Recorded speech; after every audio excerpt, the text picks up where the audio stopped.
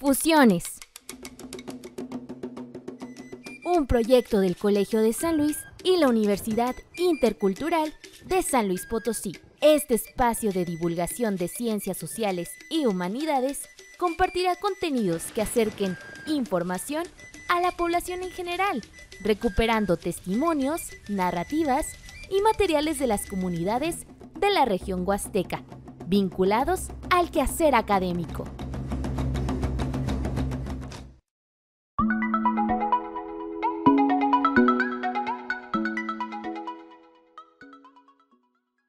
Yo soy Miriam González. Y yo soy Alejandra Charre. Y esto es Fusiones, un podcast original de El Colegio de San Luis y la Universidad Intercultural de San Luis Potosí. Hoy hablaremos de las tradiciones orales. Y cuando hablamos de tradición oral, hablamos de cómo se transmiten de generación en generación la cultura de una comunidad a través de los cuentos, leyendas, canciones, adivinanzas, refranes y más. Y el día de hoy queremos darles la bienvenida a nuestras invitadas. La maestra María Fortunata Velázquez, profesora de la Universidad Intercultural Campus Ciudad Valles, y la doctora Claudia Carranza, investigadora del Colegio de San Luis, del programa de estudios literarios. Ellas nos estarán acompañando en este programa titulado Tradiciones orales, cuentos, leyendas y canciones en torno al Día de Muertos. Maestra Fortunata, qué gusto saludarla. ¿Cómo está? Hola, ¿qué tal? El gusto es mío, chicas y todas. Doctora, también por aquí. Estamos contentos y contentas de colaborar. Un gustazo. Aquí andamos. Doctora Claudia, un gusto también saludarla. Muchas gracias por acompañarnos.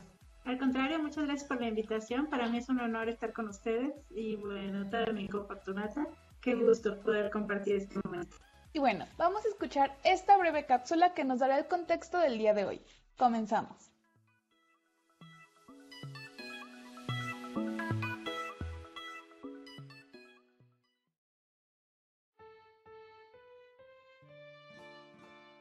Desde la época prehispánica se rendía culto a la muerte.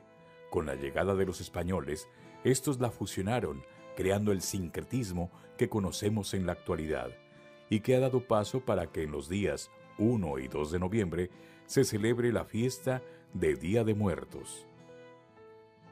Las fiestas de Día de Muertos, Xantolo o Sabneg Ajib, son fiestas tradicionales que reflejan la cosmovisión de la cultura de nuestro país. Celebraciones que se festejan desde hace muchos años y que en la actualidad han ido incrementando actividades, hibridando aún más la cultura nuestra, tan rica en costumbres y tradiciones. Considerada como patrimonio cultural intangible, es la tradición más importante de esta región y está acompañada de danzas, cantos y platillos típicos, caracterizada por la devoción, el esmero y la unión con que los habitantes de las pequeñas comunidades donde esperan la llegada de sus familiares y amigos que ya partieron y se les recuerda de manera especial, donde la tradición oral nos dice que vienen a visitarnos y disfrutaremos un día de su compañía. La tradición comienza el 24 de junio y termina el 30 de noviembre. Sin embargo, los días importantes dentro del calendario gregoriano son el 1 y 2 de noviembre, y en los mercados la romería se vive desde mucho antes, donde la venta del copal y la flor de cempasúchil crean una atmósfera de paz y tranquilidad al liberar sus aromas. El 1 de noviembre es el Día de los Chiquitos. Se elaboran tamales de dulce, galletas, pan y comida, sin picante todos ellos, porque la ofrenda es para los niños. Además de poner la ofrenda en el altar, se ponen chocolate, aguas, frutas y fotos de los difuntos. El día 2 de noviembre, llamado de Todos los Santos, las ofrendas cambian y ahora se elaboran los tamales de chilpán, y será común ver cerveza, tequila, aguardiente, refrescos y café.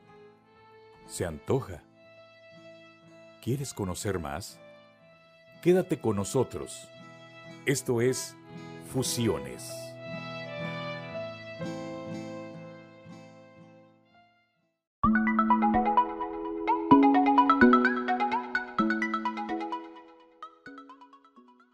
Vamos a comenzar hablando de los relatos. ¿Cuál es la importancia de los relatos tradicionales y de las canciones? Y si hay algunas que son parte de estas tradiciones en Día de Muertos. Maestra Fortunata, adelante, platiquemos un poquito.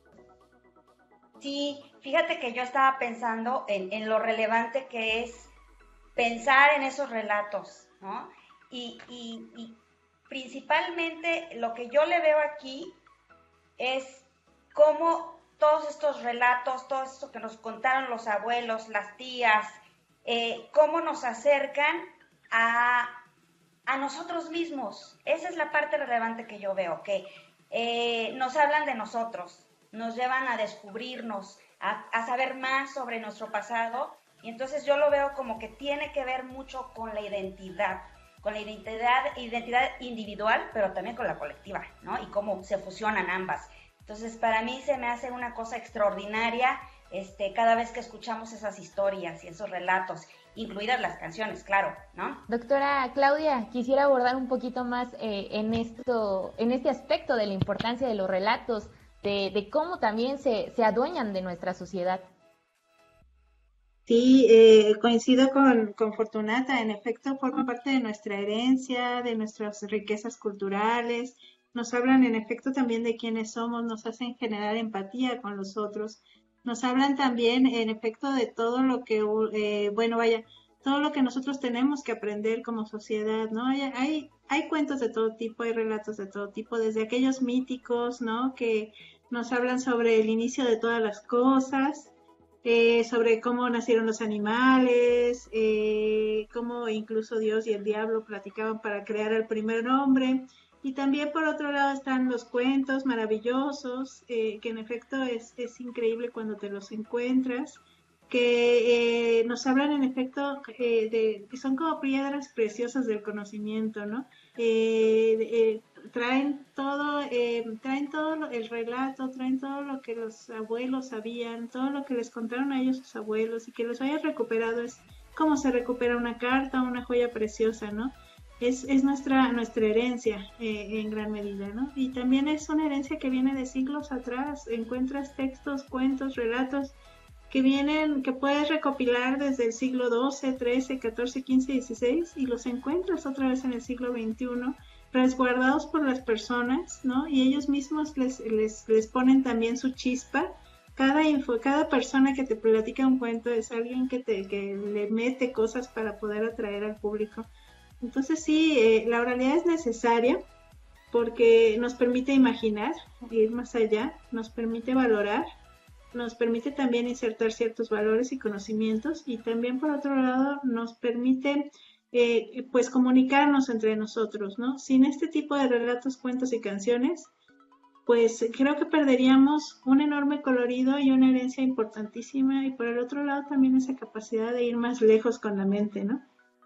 Entonces sí es necesaria, es imprescindible mantenerla. Cuando la gente pierde sus leyendas, sus cuentos, hay una novela preciosa que habla de eso, también pierde pues esa capacidad de imaginar una mejor vida, ¿no?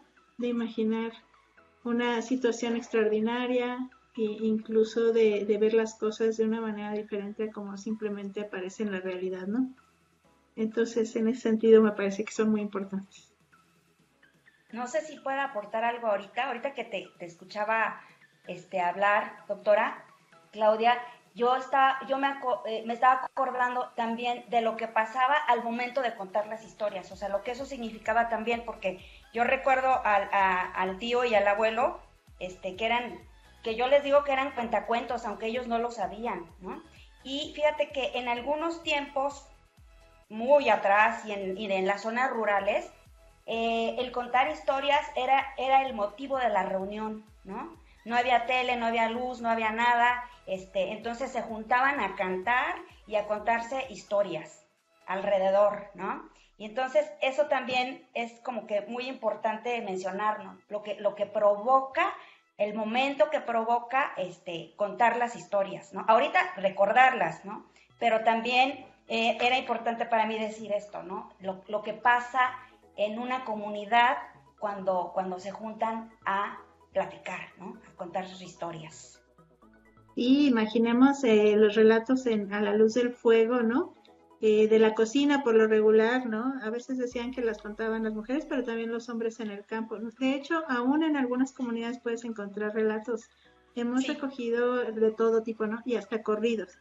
Por ejemplo, una vez, a mí nunca se me va a olvidar un señor que estaba paseando sus chivos y que era un diestro cantador de corridos y creador de corridos, ¿no? O sea, él hacía la primera, te los generaba con todo lo que tenía de conocimientos previos, ¿no? Y es lo que hace la gente, ¿no? Cuando no estamos viendo tele, estamos Exacto. contándonos historias también, ¿no? Sí, sí, sí.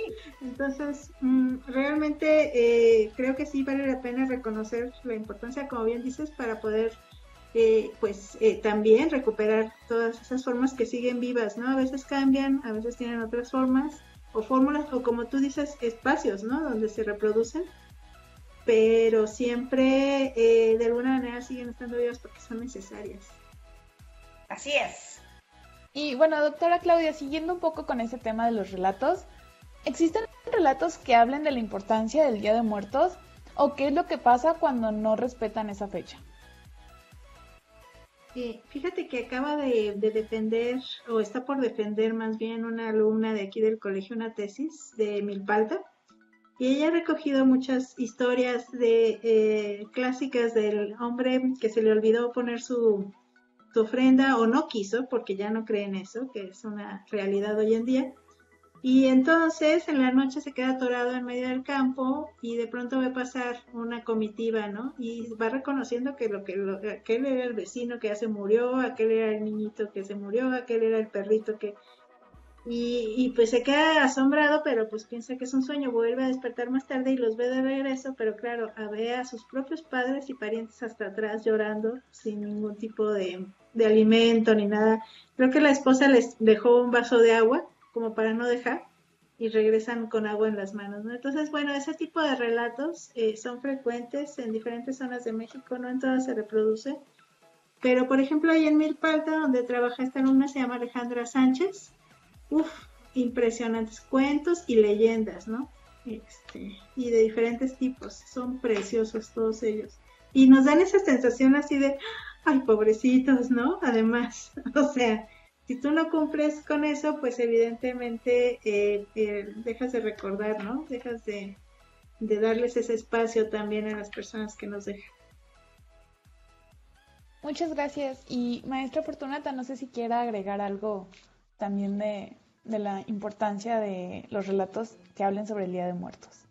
Fíjate que no propiamente del día, y a ver si cabe esto que voy a mencionar, pero sí en torno a la muerte, ¿no? Por ejemplo, y eso es algo que en la capital pues no se hace, ¿no? Porque pues velan a sus muertos en los velatorios, pero en ciertas comunidades, por ejemplo en el altiplano donde yo crecí, se habla de que tienes que estar con el difunto ahí tendido toda la noche y cantando y bebiendo y jamás dejarlo solo. O sea, es como una cosa sagrada, ¿no? Y aquí, cuando luego vienen los tíos, han venido algún sepelio acá a la capital, quedan impresionados de cómo abandonan al muerto ahí, ¿no? Entonces, esa es una de las cosas que yo puedo aportar aquí, no propiamente del Día de Muertos, pero me vino a la mente este tipo de relatos también, ¿no? Y de cosas que se vuelven esenciales en ciertas culturas, estas creencias que tienen que mantener, ¿no? Y bueno, pues para conocer más acerca de este tema del que pues nos estamos escuchando, pues vamos a escuchar esta cápsula sobre las tradiciones orales en la Huasteca Potosina.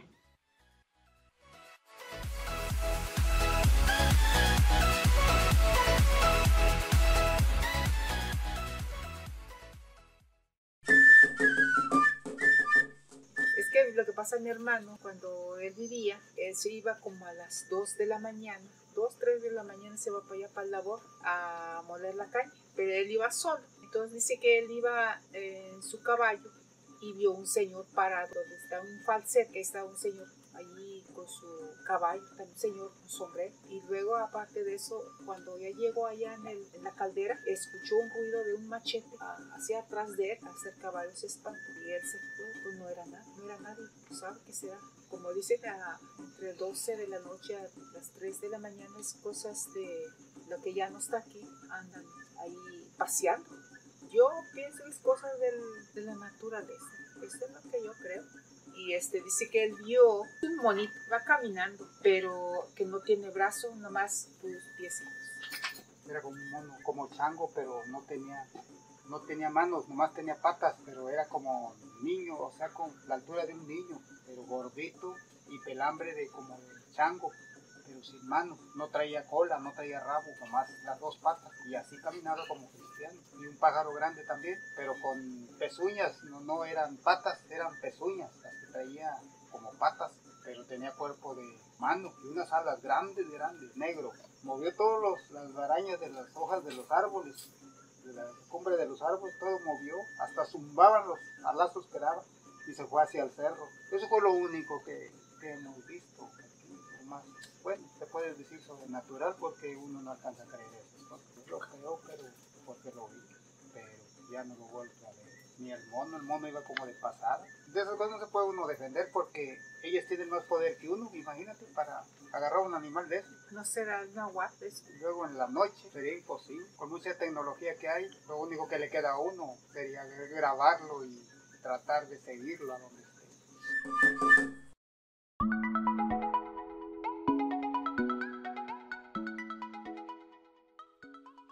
Y bueno, estamos a punto de terminar este podcast, pero antes de culminar esto, queremos conocer la opinión de ambas. ¿Qué recomiendan o qué recomendarían para recuperar los textos y los relatos y no perder y seguir con estas tradiciones? Bueno, yo recomendaría seguirlos contando, seguirlos cantando. Y bueno, si tú conoces a alguien que sepa y que conozca relatos y que cante y que sea excelente contador de cuentos, como comentas tú, Fortunata, pues recomendaría grabarlo, ¿no? Y ser muy fiel, porque en los textos orales a veces tenemos buenas recolecciones, pero luego le meten mano los editores y así se pierde la oralidad. Para nosotros es muy importante conocerlos tal como se reprodujeron, ¿no? Y en ese sentido, pues poderlos estudiar y poder pues valorar también el texto, ¿no? Todas, además, no hay una versión mejor que la otra. Todas las versiones son hermosas, aunque a veces alguien te diga, ay, es que ya se me olvidó, nomás me acuerdo de la mitad, pues eso es valiosísimo, es hermosísimo, porque es la herencia, ¿no? Esa sería mi recomendación. Y maestra Fortunata, igual. Claro. Sí, Claudia, tienes razón. Fíjate que yo estaba pensando, como bien dices, o sea, lo esencial es seguir escuchando, seguir contando historias. Y aparte, como bien dices, no hay ninguna mejor que otra. Y esto, a mí se me ocurre que también hay que llevar estas historias al cine, por ejemplo, ¿no? Estos relatos. En pequeños ejercicios, por ejemplo, con nuestros muchachos en la universidad, es algo que ellos pueden ir rescatando. Y como tú dices, ir grabando, ¿no? Ir haciendo un registro, aunque sean como ejercicios escolares, no importa. Porque ahí vas dejando el registro de estas historias. Pero aparte, imagínate lo trascendente de esta experiencia de aprendizaje para los alumnos, o sea, que tenga sentido además, o sea, es un ganar-ganar en ambos sentidos, rescatas, pero la experiencia de aprendizaje sería fabulosa para ellos también, ¿no? Sí, totalmente de acuerdo. Perdón, y rápidamente, sí, es importante que las generaciones que vienen reconozcan esos contenidos y además los valoren y además gusten de ellos. Y a veces no se gusta si no los conoces o si no les encuentras, digamos, pues toda esta historia que viene detrás, ¿no? Entonces sí, es muy importante que los conozcan. Y bueno, voy a aprovechar para hacer un comercial, que en el colegio tenemos el laboratorio de materiales orales, por si tienen grabaciones, pueden traerlas aquí y aquí tenemos además también el equipo para poderlas editar, ¿no? Entonces, esa es otra estrategia que nosotros pues hemos tenido pues que pensar, porque pues trabajamos esos temas, ¿no? Y bueno, pues sí, un poquito con toda la generosidad de la gente, ¿no? Que va desarrollando y que también ellos se pueden llevar, si a los chicos les interesa, les podemos dar un tour por aquí por el colegio, ¿no? Pues muchas gracias por estas valiosas aportaciones. Agradecemos mucho su presencia, su participación en este podcast. Doctora Claudia, le cedo la palabra para algo más que desea agregar. Pues nada, agradecerles el espacio y por supuesto que ha sido un gusto poder platicar con ustedes. Con Fortunata yo creo que podemos platicar más adelante con un cafecito, un chocolatito en la noche y contando historias de terror también. Ahora en Día de Muertos. Sí, claro. Maestra Fortunata, agradecemos también su participación. ¿Algo más que nos desee agregar en este podcast?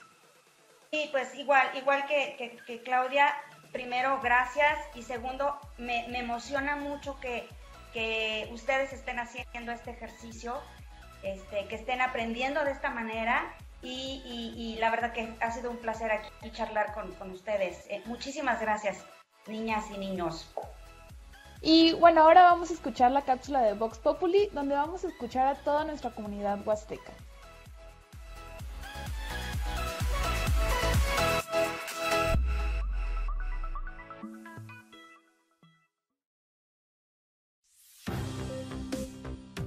Esto es Vox Populi.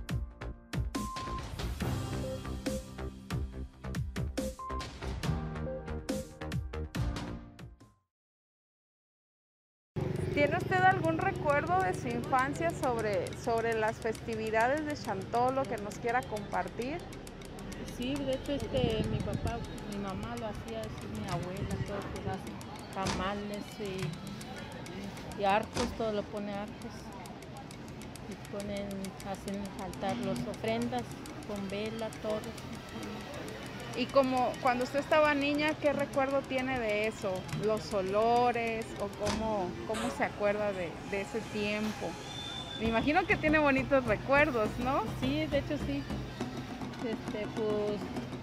Cuando están haciendo los tamales, muchos antes pues el olor que viene todo, está rico que se siente.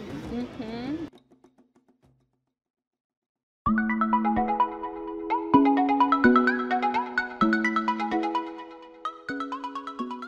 Esto fue Fusiones, una propuesta de colaboración para difusión y divulgación entre la Unidad de Difusión del Colegio de San Luis y la Coordinación de la Licenciatura de Comunicación Intercultural de la Universidad Intercultural Campus Ciudad Valles. Yo soy Miriam González. Y yo soy Alejandro Charre. Nos escuchamos la próxima.